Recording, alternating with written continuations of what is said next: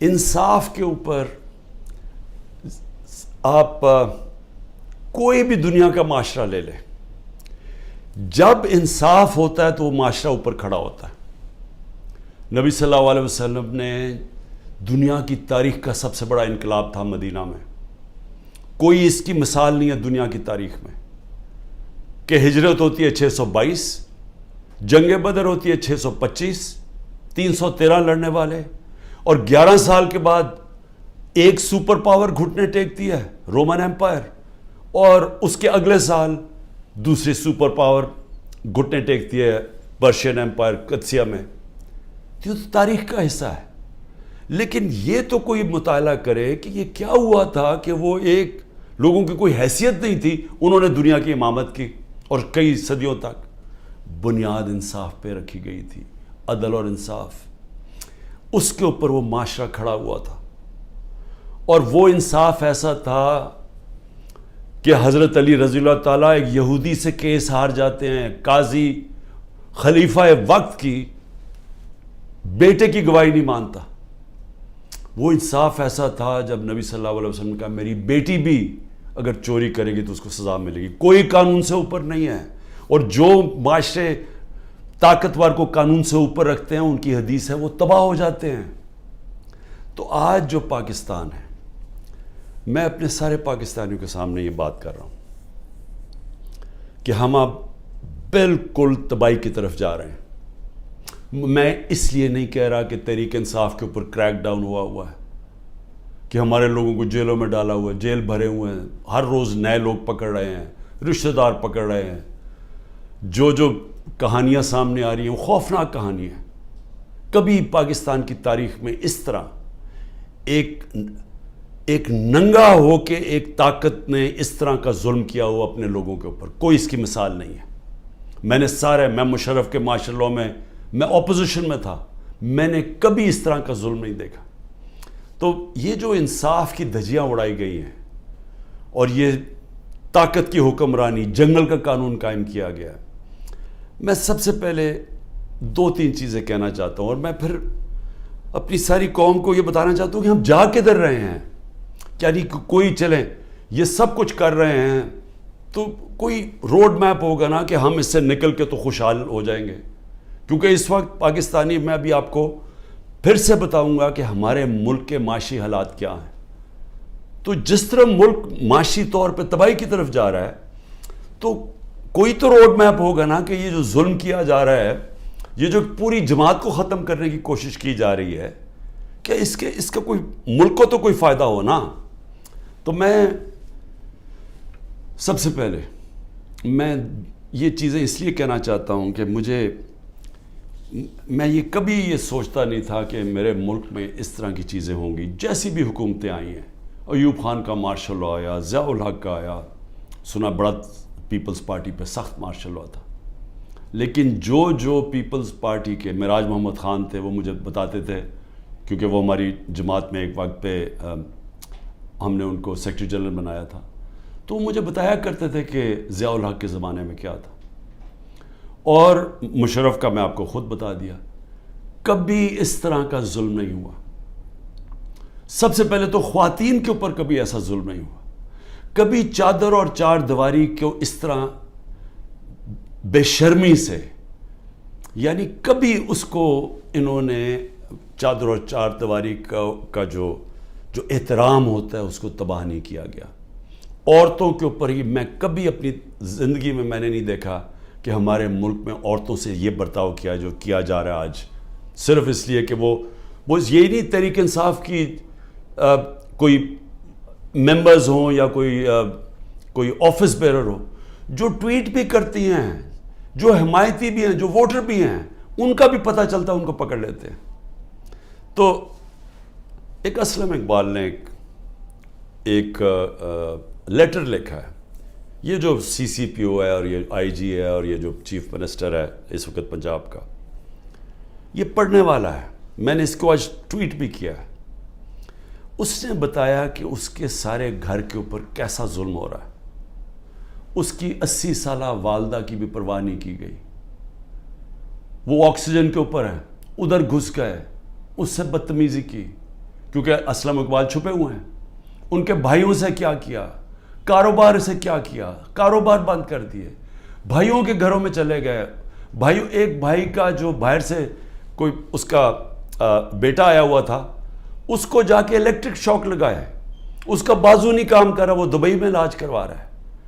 یعنی سارے خاندان کو, ان کی بزنس کو جس طرح انہوں نے صرف اس لیے کہ میاں اسلم کسی طرح نکل کے اور کہہ دے کہ جی میں 9 مئی کے خلاف ہوں اور میں فوج کے ساتھ ہوں اور میں پی ٹی آئی چھوڑا ہوں, اس کے لیے یہ سارا کچھ کیا جا رہا ہے. حماد اظہر کے میاں اظہر ایک پاکستان کی سیاست, پنجاب کی سیاست میں ایک وہ عزت دار نام ہے جس کی سب اس کے مخالف بھی تعریف کرتے ہیں. 84 سال کے میاں اظہر جن کو کئی بیماریاں ہیں, ان کی طبیعت نہیں ٹھیک, ان کو اٹھا کے لے گئے کیونکہ حماد اظہر نہیں تھا. باقی لوگوں کے گھروں میں گھس کے, یعنی جو میں کہانیاں سن رہا ہوں. کراچی کے اندر بھی بات ہو رہی تھی, کراچی میں تو کچھ ہوا ہی نہیں. کراچی میں کیوں جا کے لوگوں کو اٹھانا شروع کر دیا؟ کراچی کے اندر وہیں چھاپے پڑ رہے ہیں, لوگوں کو جیلوں میں ڈال رہا ہے, اور وہاں بیٹھا ہوا آصف زرداری جو ساری زندگی اس نے صرف ایک کام کیا ہے, مخالفوں کو کرش کیا ہے, مخالفوں کو ختم کیا ہے, جھوٹے کیسز, اور جو خریدا جاتا ہے اس کو خرید لیتا ہے, باقی ساروں کو وہ ختم کرتا ہے جو مافیاز کرتے ہیں. وہاں ظلم کیا جا رہا ہے, ہر ایک کے اوپر ایف آئی آر ہے, لوگ چھپے ہوئے ہیں, اور صرف ایک طریقہ کہ آپ جناب پارٹی چھوڑ دیں تب وہ ٹھیک ان کو نکل جاتے ہیں. یہ ہٹلر کے جب نازی جرمنی جب دنیا کا سیاہ ترین دور تھا, یہ تب وہ گسٹاپو اٹھایا کرتی تھی لوگوں کو کلیکٹیو پنشمنٹ میں, کہ جو بھی اگر وہ نہیں ملا, ایک جس کو پکڑنے گئے تو گھر والوں کو پکڑ لیتے تھے. یہ سٹالن کا جو بڑی سخت ڈکٹیٹرشپ تھی سوویت یونین کی, یہ سٹالن کی ڈکٹیٹرشپ کے اندر اس طرح کی چیزیں ہوتی تھیں. یہ صرف چائنا میں ایک دور میں ہوا تھا, ان کے کلچرل ریولوشن کے اندر. یہ ہوتا ہی نہیں ہے ایسے. یہ کوئی دنیا کا انصاف کا نظام کلیکٹیو پنشمنٹ کی اجازت نہیں دیتا جو آج پاکستان سے ہو رہی ہے. لیکن یہ اب ہو کیا رہا ہے؟ ایک پارٹی کو ختم کرتے ہوئے کہ جی عمران خان کے اوپر کانٹا ڈال دیا, تحریک انصاف کو جیتنے نہیں دینا الیکشن تب ہوں گے جب تحریک انصاف ختم ہو جائے گی, جو کرنے کی کوشش ہو رہی ہے. تو میں سوال پوچھتا ہوں کہ اس کے بعد کیا ہوگا؟ میری صرف جو طاقت میں بیٹھے ان سے سوال یہ ہے کہ اس کے بعد کیا ہوگا اگر یہ سارے کام کر کے ملک کے قانون اور عدلیہ کی ساری کریڈیبلٹی ختم کر کے, انصاف کا نظام ختم کر کے, الیکشن کمیشن کی کریڈیبلٹی تو پہلے ہی ختم ہوئی تھی, اس کو جو استعمال کر رہے ہیں صرف ایک پارٹی کو ختم کرنے کے لیے. ایف آئی اے, وہ جس کو پکڑنا تھا, جس کے 16 ارب روپے کے پرائم منسٹر یہ شہباز شریف کے کیسز تھے, وہ تو ختم ہو گئے ہیں, لیکن تحریک انصاف کو ختم کرنے کے لیے وہ ایف آئی اے لگی ہوئی ہے. کوئی کریڈیبلٹی نہیں ہے. نیب کو صرف ایک مقصد سے لگایا ہوا ہے, کچھ ڈھونڈو اس کے اوپر, عمران خان کے اوپر, لوگوں کے اوپر, تاکہ کسی طرح ان کو ختم کیا جائے اور باقیوں کو کہو کہ پارٹی چھوڑ دیں. ان اداروں کی ساری کریڈیبلٹی ختم ہو چکی ہے. میڈیا نے بھی, اور جس طرح عدلیہ نے, یہ ایک پروسیس تھا, ایک جدوجہد کر کے ایک وکلا موومنٹ شروع ہوئی تھی 2007 میں, جس کی جدوجہد میں عدلیہ آزاد ہوئی تھی, اور لوگوں کو اعتماد تھا کہ اگر حکومت ہمارے پہ ظلم کرے گی تو عدلیہ کھڑی ہے راستے میں. وہ ختم ہوا ہے. اس کو سارا دن بدن اس کو ختم کرتے جا رہے ہیں کہ لوگوں کا اعتماد ہی اٹھ رہا ہے. ہماری پارٹی کا تو اعتماد ہی اٹھ گیا ہے کہ لوگوں کو نکلتے ہیں, جج آرڈر بھی کرتا ہے, کوئی سنتا ہی نہیں ہے جج کی. مجھے یہ بتائیں کہ میں نے آئین کو سامنے رکھتے ہوئے میں نے تب یہ فیصلہ کیا کہ ہم یہ پنجاب کی گورنمنٹ نہیں چلا سکتے, یہ گرانے کی کوشش کر رہے تھے, تو ہمارے پاس تو ایک کی میجورٹی سے گورنمنٹ ہماری بچی ہوئی تھی, ہم تو کام کر ہی نہیں سکتے تھے. سارا وقت کوشش ہو رہی تھی گورنمنٹ گرانے کے لیے, پیسہ چل رہا تھا, اوپر سے نامعلوم افراد پورا زور لگا رہے تھے گورنمنٹ گرانے کے لیے. تو ہم نے آئین کو سامنے رکھتے ہوئے الیکشن ڈیزالو کی اپنی گورنمنٹ. وہی ہم نے پختونخوا میں کی. وہاں پیسے نہیں دے رہے تھے, جو قبائلی علاقہ جو جوائن کیا تھا ان کے لیے فنڈز ہم نے زیادہ دیے ہوئے تھے, وہی بند کر دیے انہوں نے. ہیلتھ کارڈ کا پیسہ نہیں آ رہا تھا. تو جب ہم نے سوچا کہ ہم گورنمنٹ ہی نہیں چلا سکتے, ہم نے آئین کے مطابق دنیا کی پارلیمنٹری ڈیموکریسی کی روایت کے مطابق، آئین کے مطابق ہم نے اپنی گورنمنٹ ڈیزالو کر دی. 90 دن میں الیکشن ہونا تھا، ہمیں تو کوئی الیکشن ہی نہیں ملا. یعنی اوپنلی آئین کی انہوں نے خلاف ورزی کی ہے. اور میں اپنے سپریم کورٹ سے اب انتظار کر رہا ہوں کہ یہ تو آپ کی اب کریڈیبلٹی ایٹ سٹیک ہے. سارے سپریم کورٹ کی کریڈیبلٹی سٹیک پہ ہے کہ اگر آپ آئین میں 90 دن میں الیکشن ہی نہیں آپ کروا سکے تو مجھے بتائیں کیا چیز روک رہی ہے کہ انہوں نے اگر اکتوبر میں سوچا کہ جی ابھی تحریک انصاف ابھی بھی جیت سکتی ہے تو اکتوبر بھی نہ الیکشن کروائیں. یہ تو سارا پاکستان کا جو جس کے اوپر بیس ہوتی ہے، دیکھیں جمہوریت بیس ہوتی ہے آئین کے اوپر، آئین کے مطابق قانون بنتے ہیں. تو جب ایک دفعہ آئین کی ختم ہو گئی، سپریم کورٹ کی ورڈکٹس کی پرواہ نہیں ہوئی، تو وہ بن جاتی ہے بنانا ریپبلک. اور بنانا ریپبلک کا کوئی مستقبل نہیں ہوتا، جو میں اب یہ آپ کو بتانے لگا ہوں معاشی طور پہ. اور پھر میڈیا، اور میڈیا کا بھی ایک 20 سال کا سفر تھا. اس سے پہلے تو میڈیا بند تھا، اس سے پہلے تو صرف جو الیکٹرانک میڈیا تھا وہ تو صرف پی ٹی وی تھی. تو جنرل مشرف، اس کو داد دیں ہم کہ وہ ایک ڈکٹیٹر ہوتے ہوئے اس نے میڈیا کھول دیا، کیونکہ جنرل مشرف کے ساتھ سپورٹ تھی. لوگ تنگ تھے ان دونوں پارٹی سے، ان کی کرپشن 2 دفعہ کرپشن میں گئی، لوگ تو تنگ تھے. تو لوگوں نے مشرف کو خوش آمدید اس کو ویلکم کیا. مشرف نے میڈیا کھول دیا، الیکٹرانک میڈیا. اور وہ پھر الیکٹرانک میڈیا نے شعور پیدا کیا پبلک کے اندر. میری پارٹی بنی کیونکہ مجھے موقع مل گیا الیکٹرانک میڈیا پہ جانے کے لیے، نہیں تو 2 پارٹی سسٹم ہے، تیسری پارٹی تو نہیں آتی. اب وہ سارا جو میڈیا کا ایک سفر طے کر کے یہاں پہنچے تھے وہ زیرو ہو گیا. ایک حکم ملا ہے کہ عمران خان کا آپ نے نام نہیں دکھانا. یعنی جو سب سے بڑی پولیٹیکل پارٹی ہے، جس لیڈر کے اوپر اس وقت سب سے زیادہ پبلک اوپینین میں سپورٹ ہے، اس کو غائب کر دیا. تو دکھانا کیا پھر میڈیا پہ؟ اور پھر صحافی چپ کر کے. یعنی میں آج دیکھنا چاہتا تھا کہ کتنے میں دم ہے، کیا واقعی آپ آزادی رائے اور آزادی میڈیا کے ساتھ کھڑے تھے، یا آپ کو کتنوں کو صرف یہ آزادی رائے کے پیچھے چھپ کے ایجنڈاز کے اوپر کام کر رہے تھے، اور مالکان کے جو ایجنڈاز ہیں ان کے اوپر کام کر رہے تھے، اور مالکان ان سے فائدہ اٹھاتے ہیں. ان کو اتنا فائدہ اس سے نہیں ہوتا جو چینل سے ملتا ہے، ان کو جو بزنسز میں فائدہ ہوتا ہے. تو کتنے صحافی تھے جو ان ایجنڈاز پہ چل رہے تھے. اللہ کا کرم یہ ہے کہ دودھ کا دودھ پانی کا پانی ہو رہا ہے. اس مشکل وقت میں لوگوں کا پتہ چلتا جا رہا ہے، اور میڈیا کی پوری سمجھ آنی شروع ہو گئی ہے کہ میڈیا کدھر کھڑا ہے. اور لوگ سارے سوشل میڈیا پہ چلے گئے ہیں، اور سوشل میڈیا سے اب انفارمیشن لے رہے ہیں، کیونکہ قوم کو تو پتہ چل گیا کہ میڈیا اب سینسر ہو گیا بالکل. اور اس کے بعد جو اگلی بات کرتا ہوں کہ اب اس کے بعد ہماری اکانومی آ گئی، ہماری جمہوریت بھی ختم، جمہوری ادارے بھی ختم، صرف ایک پارٹی کو باہر رکھنے. لیکن جو سب سے بڑا اس وقت جو ملک کو خطرہ ہے وہ تو ہماری معیشت کا ہے. اکانومی ہماری بیٹھ گئی ہے. میں صرف پھر سے اپنی قوم کو بتانا چاہتا ہوں کہ اس وقت اکانومی کا حال کیا ہے.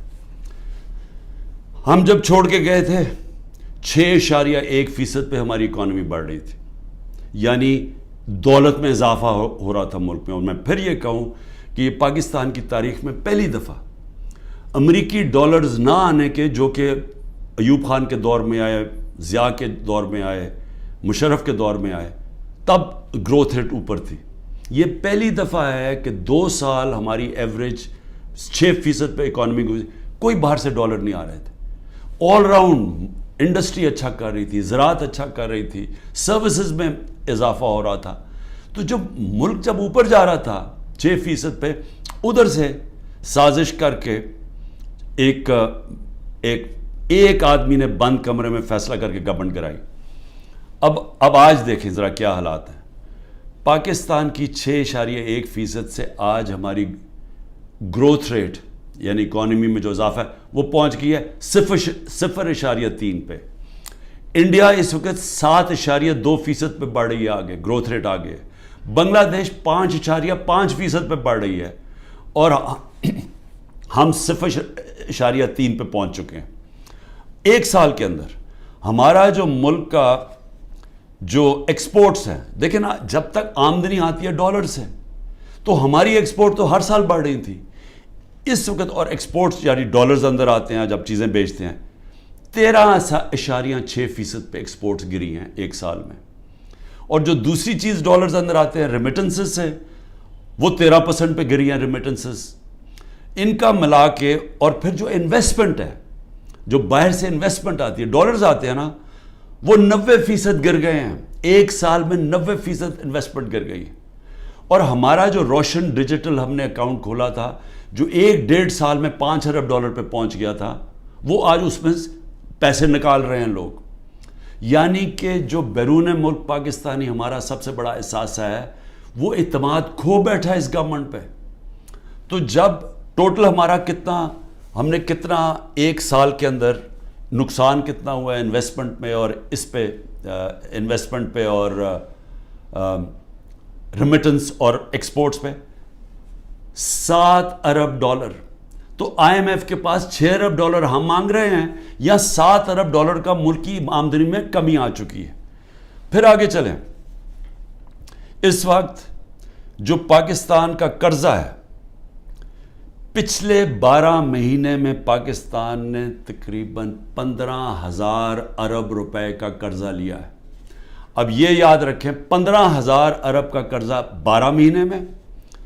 ہماری حکومت جو پہلے مشکل وقت میں آئی تھی، کیونکہ سب سے بڑا خسارہ بیرونی خسارہ چھوڑ کے گئے تھے، ہمارا جو ٹوٹل ہم نے اپنے دور کے اندر کتنا ہم نے خسارہ لیا، کتنا ہم نے قرضہ لیا، ہمارا 18,500 ارب 18,500 ارب 3.5 سال میں انہوں نے ایک سال میں 15,000 ارب روپیہ قرضہ لیا.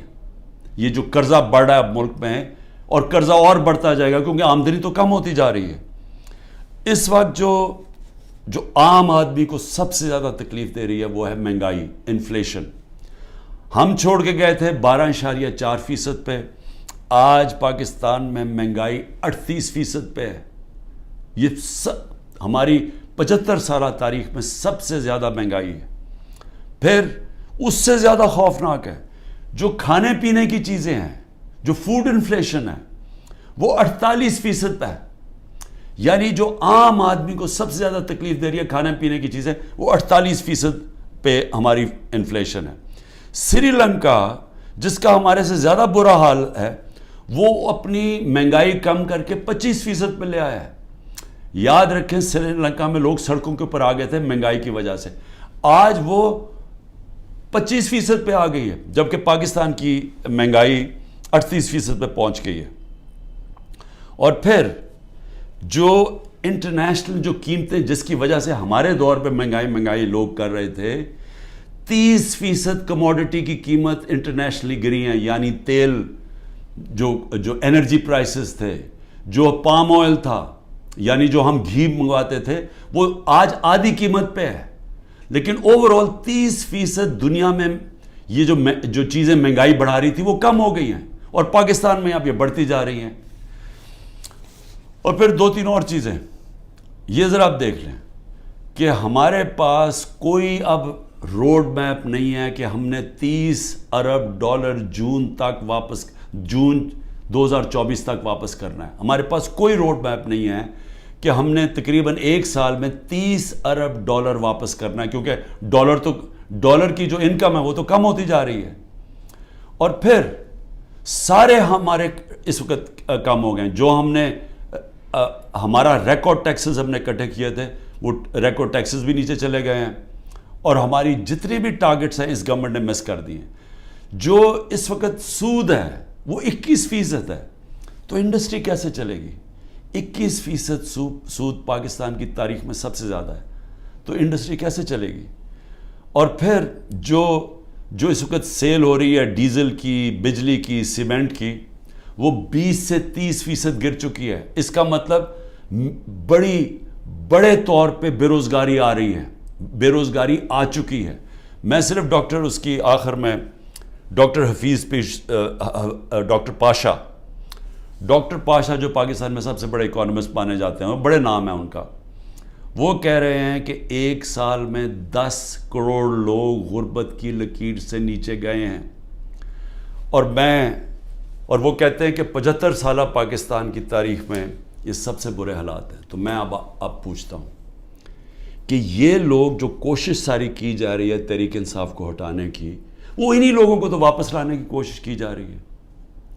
یہ لوگ جو 1 سال کے اندر ملک کی معیشت تباہ کر دی ہے، میں یہ سمجھنے کی کوشش کر رہا ہوں کہ یہ پھر واپس آ کے، کیونکہ اگر تحریک انصاف کو ختم کریں گے تو یہی لوگ ہوں گے نا، اور ان تھوڑے سے اور لوگوں کو، ریلو کٹوں کو اکٹھا کر کے آپ کوئی اور پارٹی میں دھکیل کے ہمارے لوگ توڑ کے کر دیں گے۔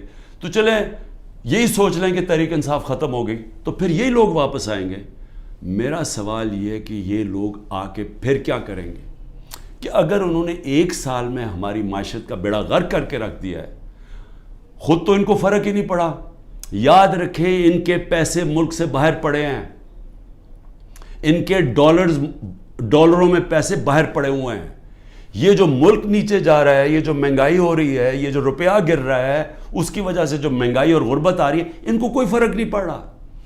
میں یہ آج کہتا ہوں کہ جتنے بھی لوگ آج یہاں اوپر ہمارے ملک کے فیصلے کر رہے ہیں، ان کو کوئی فکر نہیں ہے پاکستان کی، کیونکہ ان کے پیسے ملک سے باہر پڑے ہیں۔ اگر ان کے ملک سے باہر پیسے پڑے ہیں، ان کو کوئی فرق نہیں پڑ رہا۔ ان کو جب وقت آئے گا، مشکل وقت آیا، میں آج آپ کو لکھ کے دے رہا ہوں، ان سب نے ملک سے باہر بھاگ جانا ہے۔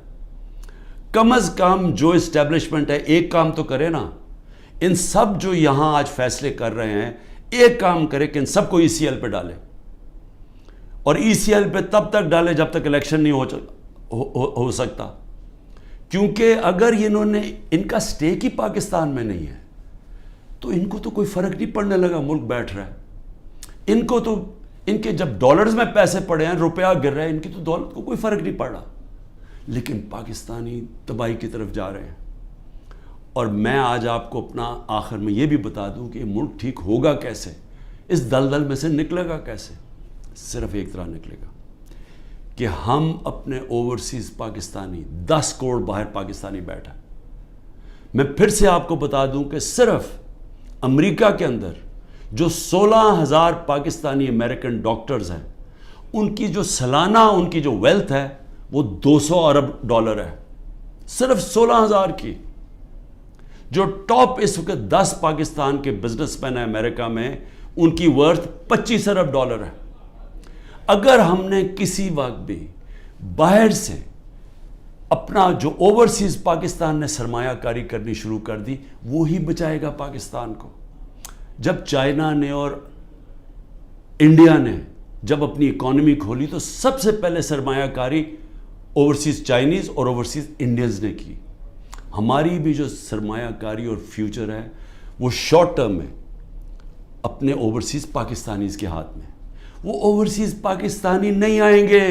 یہ جو حرکتیں کی جا رہی ہیں وہ لوگ چھوڑ کے جا رہے ہیں، یہاں سے لوگ پیسہ باہر لے کے جا رہے ہیں۔ اس وقت جو ہمارے پروفیشنلز ہیں وہ چھوڑ کے جا رہے ہیں، قیمتی پروفیشنل جن کے اوپر سرمایہ کاری کر کے ان کو ٹریننگ دے کے، جن کے پاس ہنر ہے، ان کے لیے تو دروازے کھلے ہیں دنیا کے، وہ تو کہیں بھی جا سکتے ہیں دنیا میں۔